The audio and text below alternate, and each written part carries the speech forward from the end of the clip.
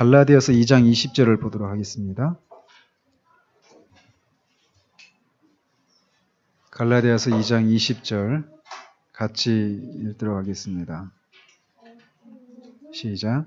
내가 그리스도와 함께 십자가에 못 박혔나니 그런즉 이제는 내가 사는 것이 아니요 오직 내 안에 그리스도께서 사시는 것이라.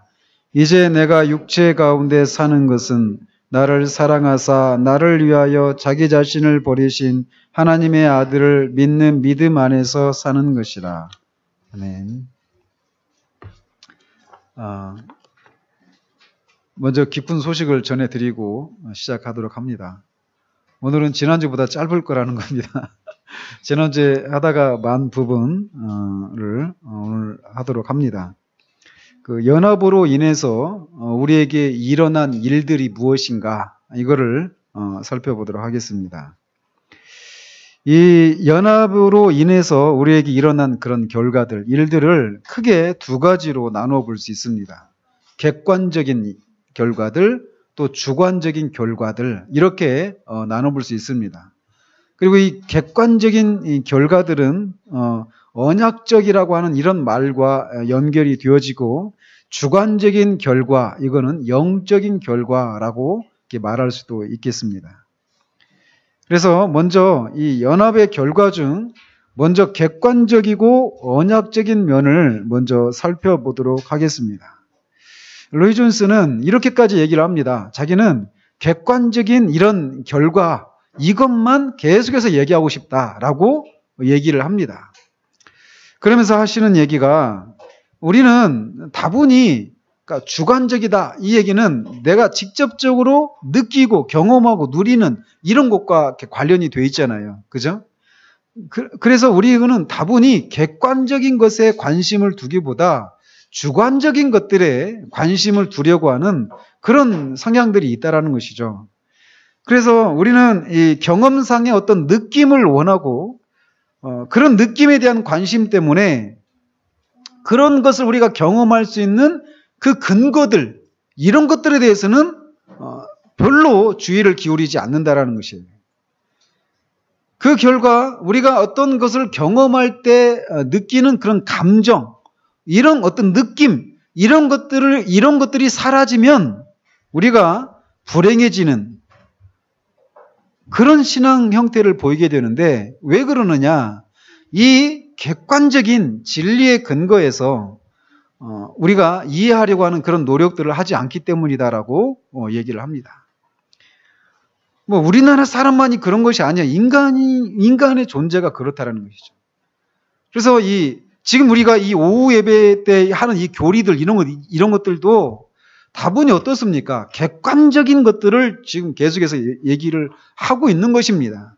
이런 작업들을 우리가 하지 않으면 이런 것들이 내가 실제적으로 경험하고 느끼고 하는 이런 것들과 좀 멀리 있는 것 같은데 내가 경험하고 느끼는 것 이런 것은 다 이 객관적인 이 진리의 근거에서 그런 것들이 가능하다라고 하는 것을 우리가 알 때 우리가 주관적인 그런 것들이 주관적인 것을 경험하고 느끼는 데서 오는 이런 것들이 사라진 것에서 오는 그런 불안함과 어떤 영적인 침체 이런 것들로부터 우리가 벗어날 수가 있게 된다라는 거. 이런 객관적인 것들을 우리가 알아가게 될 때 말이죠. 그래서 주님과 우리의 연합으로 인해서 우리의 경험을 완전히 벗어나는 몇 가지 일이 생겨났다라는 거예요. 이건 우리가 경험할 수 있는 영역의 것이 아닙니다. 그러나 엄연한 사실이라는 거예요.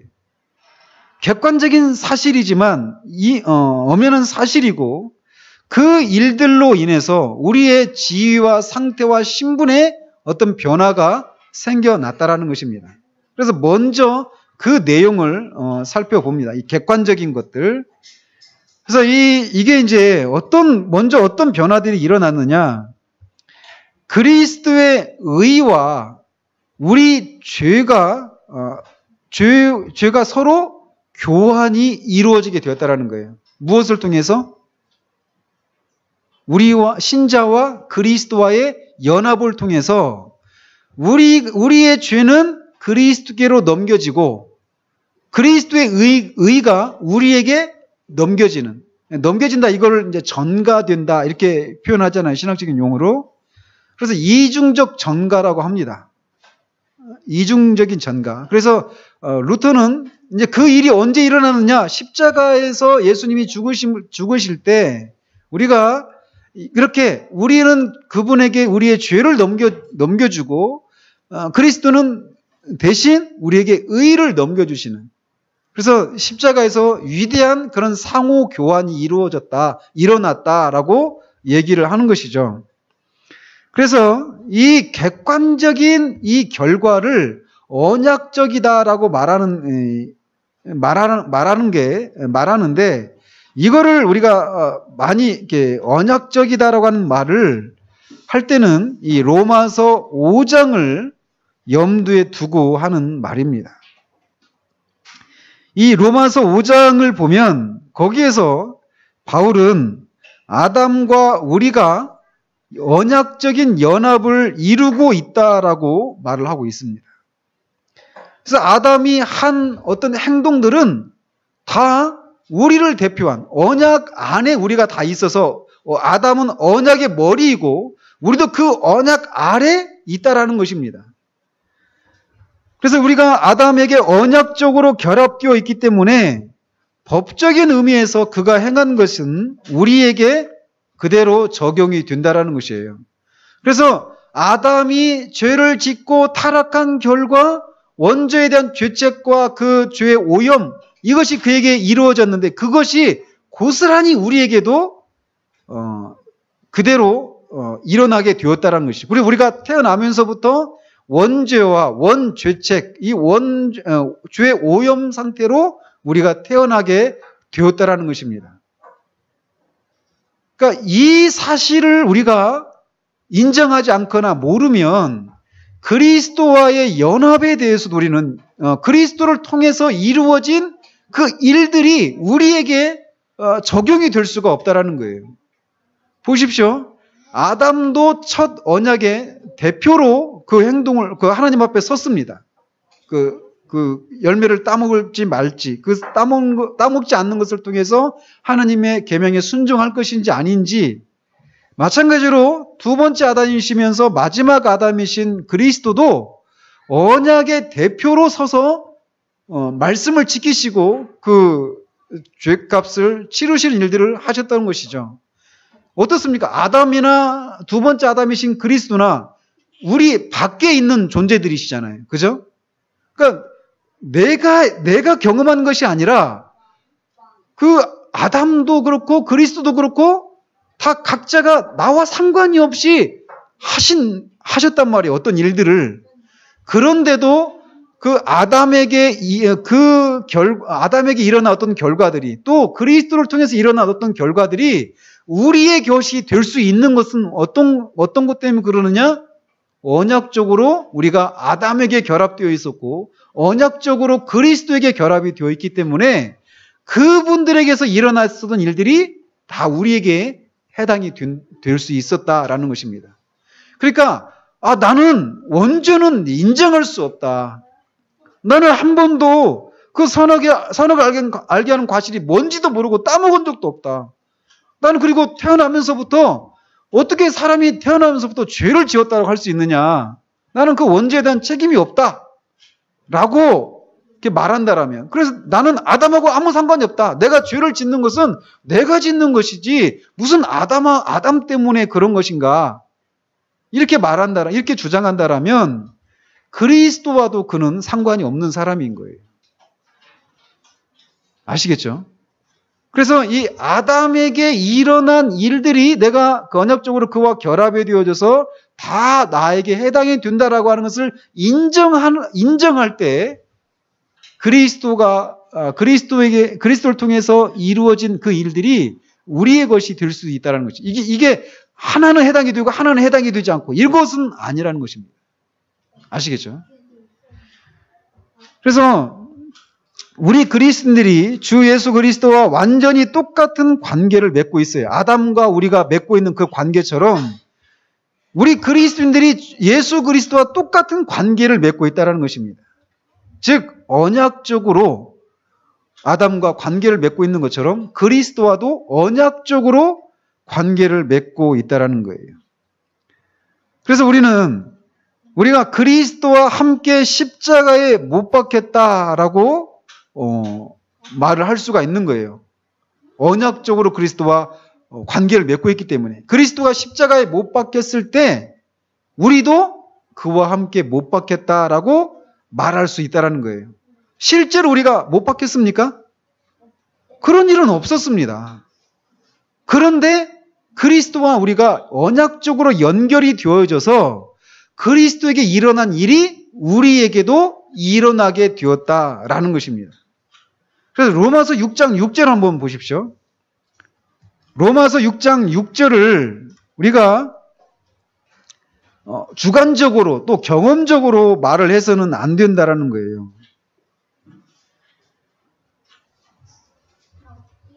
특별히 그 상반절인데 같이 한번 6절을 한번 같이 읽어봅니다. 시작.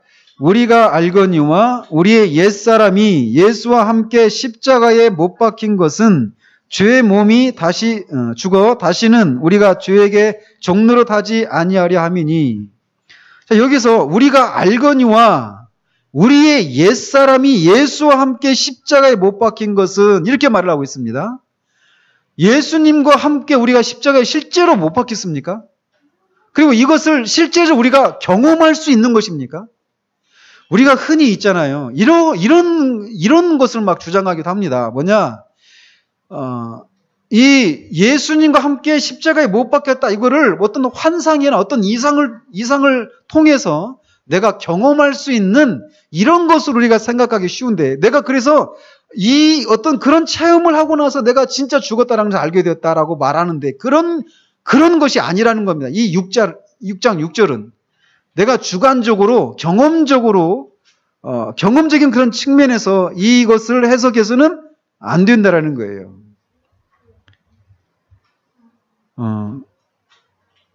그래서 우리가 이거는 이렇게 언약적인 측면에서 말을 할 수 있는 것이지 이게 경험적인 측면에서 말할 수 있는 것이 아니라는 겁니다.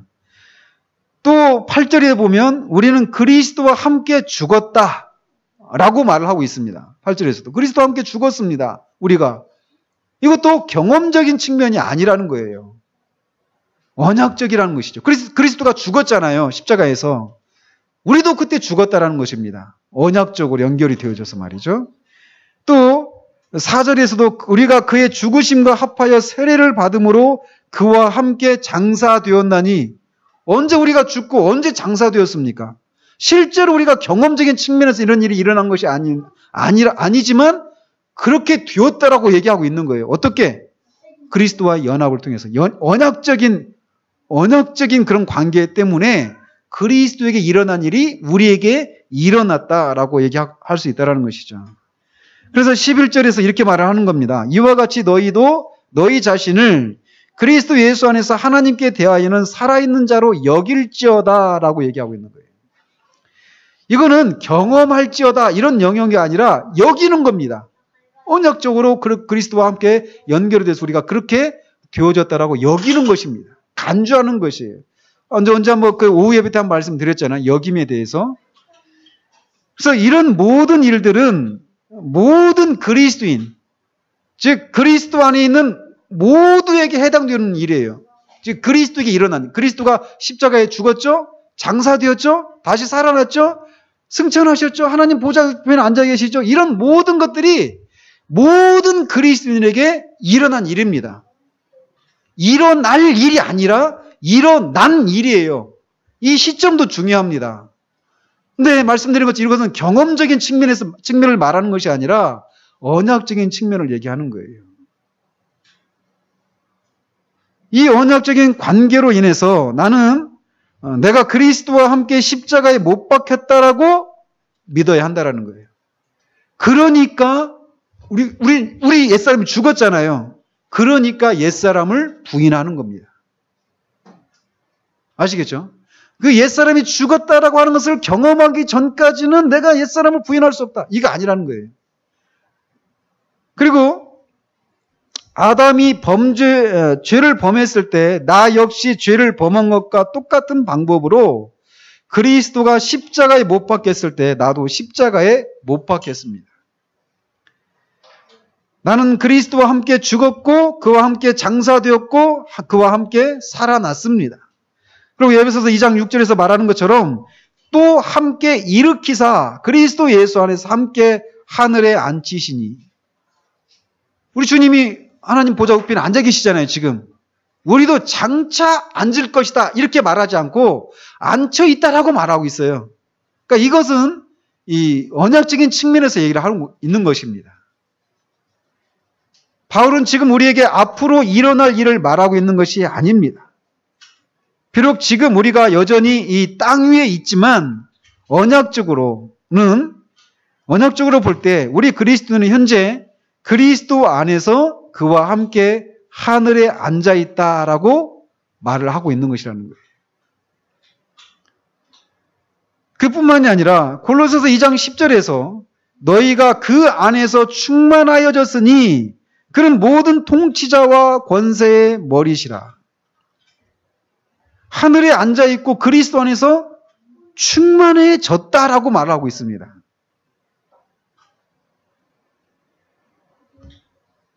또 고린도전서 1장 30절에 너희는 하나님으로부터 나와서 그리스도 예수 안에 있고 예수는 하나님으로부터 나와서 우리에게 지혜와 의로움과 거룩함과 구원함이 되셨으니, 이 시제를 주의하십시오. 되셨으니 라고 말하고 있다는 거예요. 이미 일어난 일이라는 것입니다. 물론 이 일이 실제적이고 경험적인 측면에서 다 이루어진 것은 아니에요. 하지만 이미 우리는 그리스도 안에서 최종적으로 구속이 되었습니다.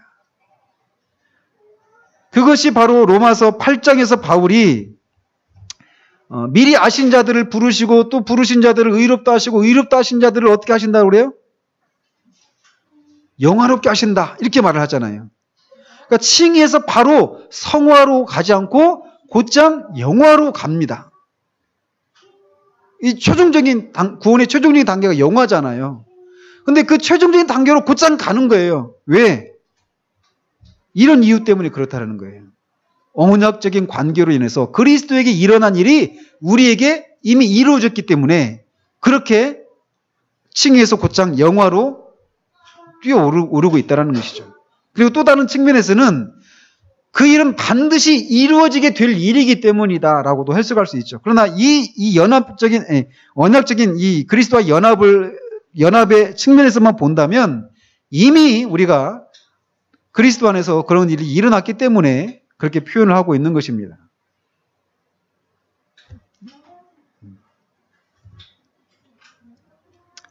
그리스도는 우리에게 지혜와 의로움과 거룩함과 구원함이 되셨습니다. 이미.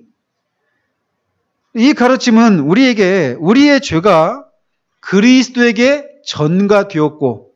전가될 것이 아니라 전가되었고 그리스도의 의가 우리에게 전가되었다라고 하는 것을 이렇게 말해주는 거예요. 그러니까 그리스도 안에 있는 모든 것이 우리의 연합으로 인해서 우리의 것이 되었다라는 것입니다. 이게 객관적인 결과의 첫 번째예요. 우리의 죄가 그리스도에게 전가되고 그리스도의 의가 우리에게 전가되었다라는 거예요. 연합을 통해서. 그리고 그리스도에게 일어난 그 모든 일들이 우리에게도 이루어졌다라는 겁니다. 이미. 그리고 또 이제 연합으로 인해서 일어난 객관적인 결과가 무엇이냐면 성령의 인치심이 있게 되었다라는 것입니다. 그러니까 성령의 인침, 연합으로 인해서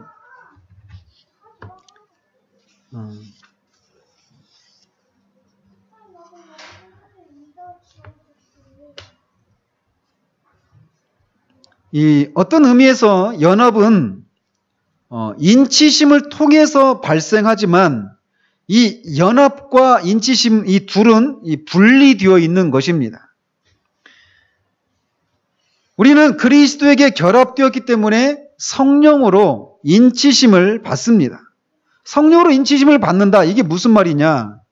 우리와 그리스도가 하나이기 때문에 우리가 그분이 한량없이 받으셨던 성령을 우리도 받게 된다라는 거예요.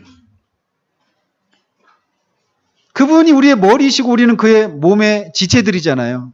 그래서 그분을 충만하게 하셨던 성령이 우리에게도 있게 되었다라는 것이죠. 또 그 연합의 다음 결과는 무엇이냐면 우리가 양자됨을 받는다라는 것입니다. 그래서 이제 이 양자됨의 교리도 나중에 뒤에서 살펴보게 될 거예요. 따로 다루게 될 것이지만 신자와 그리스도의 연합은 이 양자됨과 그래서 같은 것은 아니에요. 그러나 이 양자됨은 연합의 결과 중에 하나입니다. 우리와 신자인 우리와 그리스도가 연합이 되어져서 우리에게 일어나는 일은 우리가 하나님의 자녀들이 된다라는 거예요. 그리고 이 객관적인 결과 또는 언약적인 결과의 마지막 사항은 우리가 하나님의 상속자가 되었다라는 것입니다.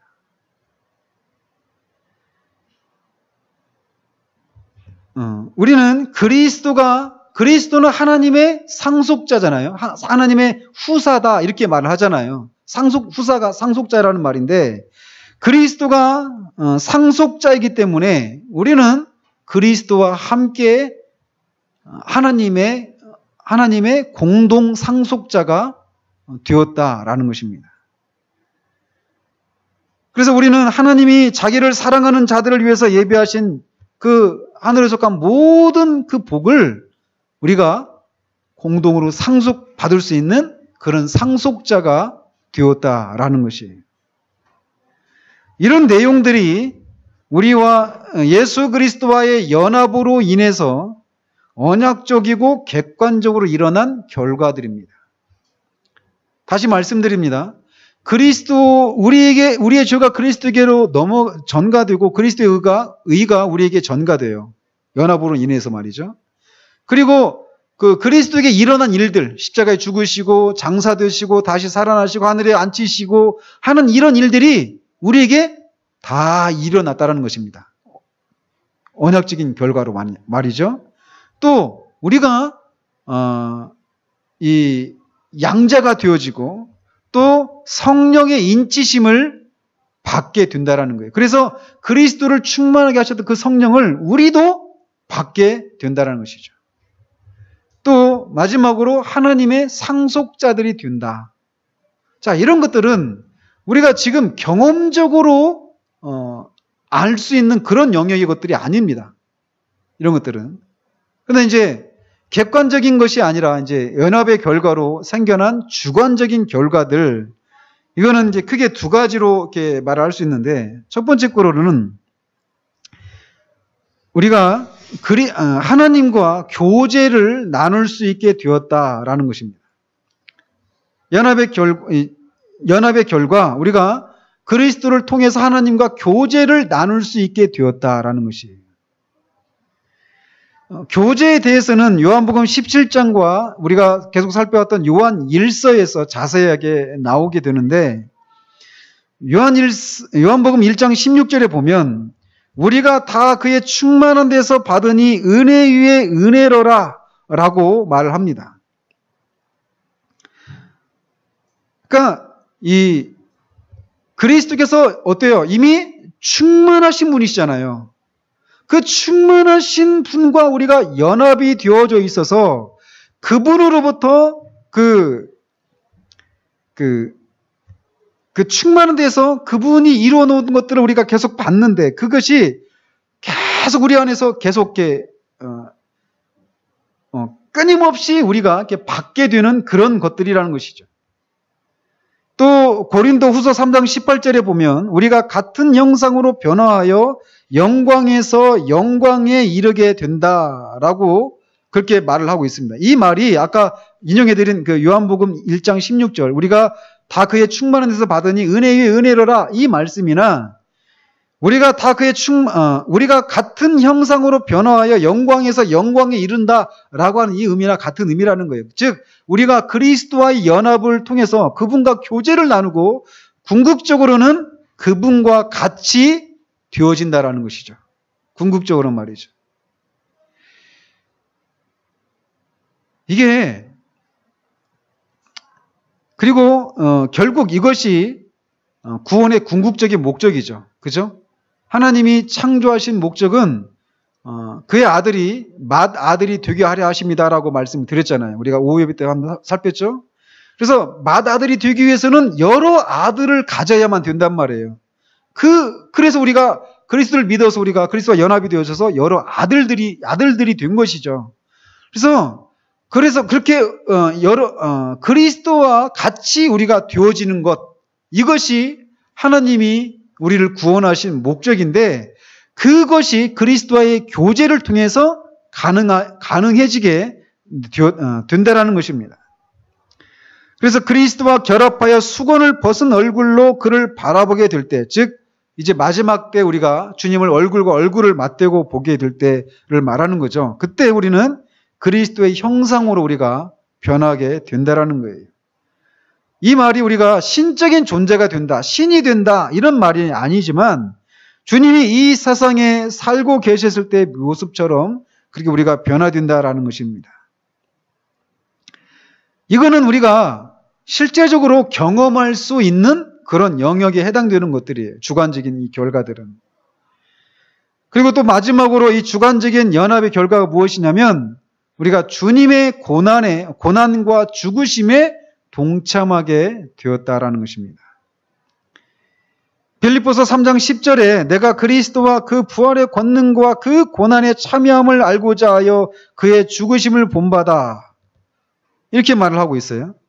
또 골로새서 1장 24절에 나는 이제 너희를 위하여 받는 괴로움을 기뻐하고 그리스도의 남은 고난을 그의 몸된 교회를 위하여 내 육체에 채우느라 라고 말을 합니다. 사도 바울은 이런 표현을 통해서 자기 육체 가운데 있는 그 자신의 고난을 그리스도 자신의 고난과 남은 역경을 자기에게 채우는 것이다라고 해석을 하고 있어요. 그러니까 내가 고난을 받고 있단 말이에요. 그런데 그 내가 받고 있는 이 고난이 그리스도의 고난을 내가 채우는 것이다 라고 말하고 있다는 것이에요. 즉 내가 고난을 받고 있는데 그 고난이 그리스도께서 고난을 받고 있는 것이다 라고 얘기를 하고 있는 것이라는 것이죠. 바울은 자신의 육체에 이것을 짊어지고 있습니다. 신비적인 연합의 결과 그는 그리스도의 고난에 이와 같이 신비적으로 참여하게 되었다는 거예요. 내가 주님 때문에 받는 고난이 내가 받는 고난인데 이것이 마치 주님이 받으시는 고난에 내가 참여하는 것과 같이 그가 해석을 하고 있다는 것이죠. 그래서 이 연합의 교리를 우리가 더 깊이 깨달을수록 주님의 고난에 참여하는 것에 대해서 더 잘 알게 된다라고 얘기하고 있습니다. 우리 주님이 이 세상에 계실 때 주님에 대해서 이사야서 53장 3절에서 간고를 많이 겪었으며 질고를 아는 분이다라고 그렇게 묘사를 하고 있습니다. 주님은 이 세상에 계시면서 그렇게 많은 간고와 질고를 겪으셨던 분이셨어요. 그것은 왜냐? 이 세상의 죄 때문에 그렇습니다. 그래서 언젠가도 말씀드렸지만 주님이 십자가에서 죽으시는 것, 그것이 고난의 최고 단계였지만 주님이 오셔서 이 세상에서 죄인들과 같이 살아가시는 것 그 자체가 이미 고난의 시작이라는 거예요. 이미 그것 자체가 고난입니다. 그래서 주님은 사람들의 마음이 왜 그게 고난이었느냐? 사람들의 마음이 하나님과 원수된 것을 보시고 마음이 상하셨고 슬픔과 고통을 당하신 거예요. 매일매일 겪는 매일매일 만나는 사람들 속에서 사람들이 하나님을 하나님으로 인정하지 않고 하나님 그 하나님으로 대접하지 않는, 하나님께 영광을 돌려드리지 않는 그런 모습들, 아니 심지어 하나님을 대적하는 그 모습을 보면서 주님은 늘 마음에 그런 고통과 슬픔을, 아픔을 느끼셨던 것이죠. 근데 우리가 이 주님과 연합을 이루고 있을 때 우리는 주님이 느끼셨던 이런 고통을, 이런 종류의 슬픔과 아픔을 우리도 느낀다라는 것이에요. 그래서 로이 존스는 이렇게까지 얘기합니다. 우리와 주님과의 관계 및 연합을 가장 민감하게 측정할 수 있는 기준은 우리가 이 고통을 어느 정도 알고 있는가 하는 것이다라는 거예요. 그러니까 주님은 어떤 사람을 보면서 슬퍼하시고 계셔요. 근데 그 슬픔을, 이쪽으로 해야 되겠네. 누구를 가르친 것 같으니까. 누군가를 이렇게 보시면서 슬퍼하시는데 나는 그 사람을 보면서 그 슬픔을, 주님이 슬퍼하시는 그 슬픔을 내가 느낄 수 없다면 나는 그만큼 주님과 긴밀한 연합관계를 누리고 있지 못하다라고 하는 것을 말해준다는 것이죠. 그런데 누군가를 보면서, 또 어떤 일을 보면서 주님이 아파하시는 그 아픔을, 주님이 슬퍼하시는 그 슬픔을 우리가 느낄 수 있다라고 하는 것은 그만큼 우리가 주님과 긴밀한 연합관계를 누리고 있고 유지하고 있다라고 하는 것을 말해준다라는 거예요. 그런 측면에서 이 로이 존스 목사님이 그 사람이 그리스도와 얼마나 긴밀한 연합관계를 누리고 있는가를 측정할 수 있는 그런 기준으로 주님이 이 세상에 사시면서 느끼셨던 그런 슬픔, 그런 아픔을 내가 얼마나 공유하고 있는가, 이것을 보고 알 수 있다라고 얘기를 한다라는 거예요. 주님의 고통을, 주님이 느끼셨던 고통은 물론 육체적이고 이런 육체적인 물리적인 그런 고통일 수도 있습니다. 그러나 거의 대부분 언제나 영적인 것을 의미합니다. 우리는 사람들의 죄와 그들의 상실된 상태 때문에 정말로 고통을 받고 있는가라는 거예요. 정상적이라면, 주님과 우리가 그런 긴밀한 관계를 맺고 있다라면 그런 모습을 보면서 우리는 그런 슬픔을 느껴야 한다는 것이죠.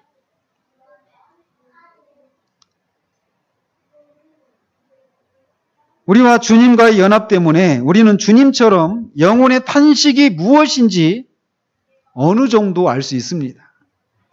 그 깊은 관심과 고통, 영혼의 고뇌를 알 수 있다는 거예요.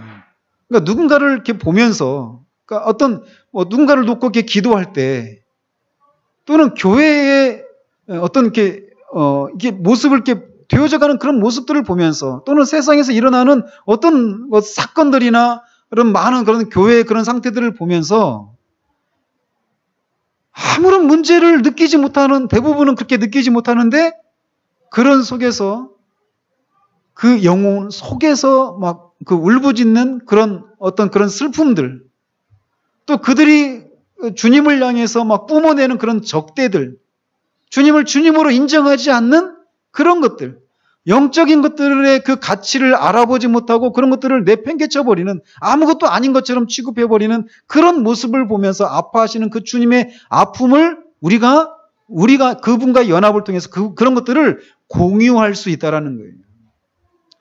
자, 그런 측면에서 보면 어느 분이 얘기하신 것처럼 그리스도인은 우는 사람들이다, 이런 어떤 분이 그런 표현을 했거든요. 주님이 지금 이 세상을 보시면서 울고 계시단 말이죠. 근데 우리 가족을 보면서도 마찬가지예요. 불신 가족들뿐만 아니라 우리 자신도 마찬가지입니다. 우리 자신을 바라보시면서 주님이 아파하실 수 있어요. 슬퍼하실 수 있단 말이에요. 근데 우리는 그걸 모를 수 있습니다.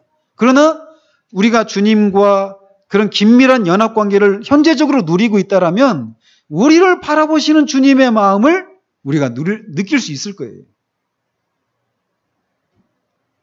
그래서 결국 이 주님의 고난에 우리가 동참한다라고 하는 것은 어떤 면에서 굉장한 특권이기도 하죠. 그러니까 상대방은 그거를 모르는데 그 주님이 그 어떤 누군가를 보면서 슬퍼하시는 그것을 자기는 그 짐을 같이 지고 바울처럼 그 짐을 내게 채운다. 주님의 남은 고난을 내게 채운다. 그런 고난에 자신을 내어주고 동참하는 것을 통해서 그 영혼이 구원받고 그 영혼이 소송되어지는 그런 일에 동참하게 된다라는 것이죠. 그래서 이게 기도하는 하이드라고 하는 이 책에서 이렇게 하이드 같은 그분이 선교사님이었는데 정말 기도의 사람이었습니다. 그분 같이 이렇게 기도하면서 그걸 막 그 고통을 고스란히 자기가 느끼는 거예요. 그 고통이 그 영혼의 고통이 너무 심해서 이제 육신까지도 막 그런 고통을 겪는 연약감 가운데 이렇게 휩싸이는. 그러면서 그 고난에 주님의 고난에 같이 동참을 하면서 그 고난 가운데서 그 영혼을 위해서 막 씨름하는 거죠. 막 싸움하고. 그러면서 그 영혼이 주님께로 돌아오고 회복되어지고 주님의 일이 무엇인가 이렇게 막혀 있었던 주님의 일들이 이렇게 다시 한번 이렇게 전진해 나가고 한 이런 것을 그가 기도 가운데 이렇게 보는 거예요. 그러니까 그 주님의 고난에 동참한다. 주님과의 연합을 통해서 우리가 주님의 고난에 동참을 해서 이렇게 한 영혼 또 교회 또 하나님의 일들이 진행되어져 가는 그런 것들에 동참해서 그 일들이 이렇게 진행되어져 갈 수 있는 그런 일에 우리가 동참할 수 있게 되는 것이죠. 이 주님과의 연합을 통해서 우리가 주관적으로 우리에게 이루어진 그 결과들 중 하나가 바로 이런 것입니다. 저는 이 부분을 정말 저 자신도 마찬가지예요. 우리는 주님께서 우리 자신을 이렇게 보여주시기 전까지는 절대 우리 자신을 알 수가 없습니다. 우리 자신도 우리 자신을 몰라요. 하물며 다른 사람의 그 상태를 우리가 얼마나 잘 알 수 있겠습니까? 그러나 우리가 정말 주님과 그런 교제, 깊은 그런 연합의 관계를 이렇게 우리가 현재적으로 누리게 되면 어떤 경우에 그 사람은 아무런 문제의식이 없는데 그 영혼을 놓고 막 아파하고 막 슬픔을 우리가 느끼면서 그들의 영혼을 위해서 이렇게 기도하는 일들이 일어나게 되는 거예요. 그러니까 이게 점점 주님과 가까워지면 가까워질수록 우리가 이 고난이 무엇인지를 더 알아서 점점 이 고난의 이 짐들을 점점 우리가 더 많이 지고 그러면서 또 그게 우리에게 어떤 면에서는 막 굉장히 힘든 그런 것일 수 있지만 또 다른 측면에서는 주님이 그런 과정을 통해서 영혼을 구원해내시고 하나님의 일들을 전진해 나가도록 하시는 그 일에 그런 것을 통해서 우리가 동참하게 된다라고 하는 이런 특권을 누리는 것이기도 하는 것이죠. 그러니까 사도 바울이 내가 그리스도와 그 부활의 권능과 그 고난에 참여함을 알고자 하여 그의 죽으심을 본받아라고 얘기를 하는 것입니다. 바라옵기는 이 그리스도와의 연합이라고 하는 이 교리를 통해서 우리에게 객관적으로 일어난 일들, 또 우리에게 주관적으로 일어난 일들이 무엇인지를 우리가 점점 더 많이 알아서 자꾸 우리가 이런 정도의 신앙에서 머무를 수가 없구나. 우리 신앙의 기준이 어딘 줄 아십니까? 바울도 아니에요. 그리스도입니다. 그리스도처럼 우리가 되어져 가는 거라는 거예요. 이렇게 얘기하면 어떻게 우리가 그리스도처럼 그런데 그렇게 되도록 하시기 위해서 우리를 하나님이 부르셨다라는 거예요. 그리고 객관적인 측면에서는 이미 그런 것이 우리에게 이루어졌다라는 것입니다. 그래서 우리가 이 주관적인 영역에서 자꾸 이런 것들을 이렇게 알아가길 바라고 또 아까도 처음에 말씀드린 것처럼 이미 객관적인 측면에서 언약적인 측면에서 그리스도에게 일어난 일들이 다 이루어졌거든요. 우리에게. 그러니까 우리의 구원이 어떤 때 주관적으로 주님과 교제가 이렇게 시원치 않고 또 주님의 고난에 동참하는 것이 무엇인지 우리가 현재적으로 느끼지 못해서 우리의 마음이 무디어지고 무감각할 때 우리가 막 어떤 이 주님과의 관계에서 또 하나님 앞에서 우리의 신분과 위치가 변화된 것이 아닌가 이런 불안함들이 우리 가운데 찾아올 수 있단 말이에요. 그죠? 그러나 언약적인 이 관계들, 객관적인 결과들을 우리가 생각할 때 그거는 내가 경험적으로 느낄 수 없는 그런 영역에서 이미 이루어진 일들이다라고 하는 것을 우리가 생각하면서 그런 것이 현재적으로 경험적으로 느껴지지 않는 것 때문에 오는 그런 불안함들을 우리가 과감하게 떨치고 믿음의 그런 행보를 계속해 나가야 된다라는 것이에요. 거기에서 견고함이 생겨나는 것입니다. 정말 이제 이 그리스도와의 연합을 통해서 이루어진 그 구체적인 그런 것들을 이제 우리가 하나씩 이제 살펴갈 터인데 정말 우리의 신앙 풍토가 주관적인 것들에 많이 관심을 갖기 쉬운데 객관적인 이런 결과들에 대해서 우리가 알기를 힘쓰고 그래서 그 터 위에서 그런 근거 위에서 주관적인 경험에 있어서 실제로 풍성하게 알아가서 그리스도를 통해서 이루어진 일들이 우리가 조금이라도 더 누리고 드러내는 그런 우리가 되어지기를 바랍니다. 기도하겠습니다.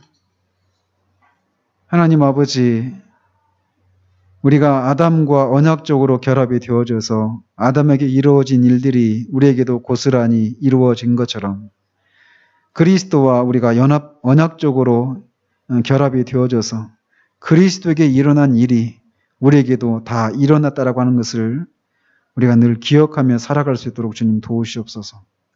우리는 여전히 우리의 옛사람의 욕구들이 있고 옛사람이 더 우리 안에서 왕성한 것 같아서 우리가 결코 죽지 않은 것처럼 생각되어질 때 그렇지 않고 그리스도에게 일어난 일들이 우리에게 이미 다 이루어졌다는 것을 붙들고 믿음으로 싸워 나가는 우리가 되기를 원합니다.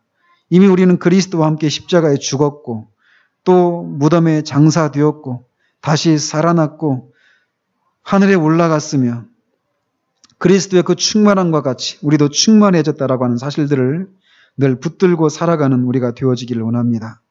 그렇게 되어진 것은 그리스도와의 연합을 통해서 이미 이루어져 있다라고 하는 사실들을 우리가 붙들고 나아갈 수 있도록 주님 도우시고 그 결과 우리가 그리스도와 교제를 나눌 수 있고 그리스도의 고난에 동참할 수 있게 되었다라고 하는 사실들을 기억하면서 하나님 정말 우리의 그런 매일의 삶 가운데서 주님과 그런 분명한 교제가 늘 끊어지지 않을 수 있도록 주님 도와주시고 또 주님께서 우리 자신을 또 다른 사람들을 교회를 이 세상을 하나님의 일들을 바라보시는 그 시각들을 그 마음을 우리에게도 하나님 우리가 공유할 수 있도록 주님 도와주셔서 그 주님의 고난에 우리가 동참하고 그렇게 우리의 몸에 주님의 남은 고난을 채우는 것을 통하여서 영혼들을 구원하고 또 하나님의 일에 진전이 이루어지는 그런 일들에 동참하는 그런 우리가 되어줄 수 있도록 주님 도우시기를 원합니다.